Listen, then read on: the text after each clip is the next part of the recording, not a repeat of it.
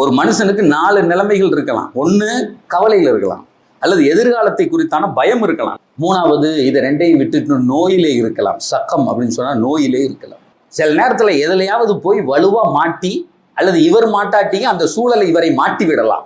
சித்தத்தும் இப்படி ஏற்பட்டால் நாயகம் ஸல்லல்லாஹு அலைஹி வஸல்லம் சொல்றாங்க, ஃபல் யகுல், அவர் சொல்லட்டும், அல்லாஹ் அல்லாஹ் ரப்பி லா ஷரீகலா, அல்லாஹ் அல்லாஹ், என் இறைவன் இறைவன் மட்டும்தான், லா ஷரீகலா, அவனுக்கு இணை இல்லை என்று சொல்லட்டும். அப்படி சொன்னால் பெருமானார் சொல்கிறார், என்ன தெரியுமா நடக்கும்? அவனை சுத்தி உடனே அந்த கவலையும் அந்த நோயும் அந்த அழுத்தமும் அங்கிருந்து எடுக்கப்படும். அதற்கு நேர்மாறான மகிழ்ச்சி தரப்படும். சார் எழுதி வைத்துக் கொள்ளுங்கள், கேன்சர்னு சொன்னாலும் போகும்.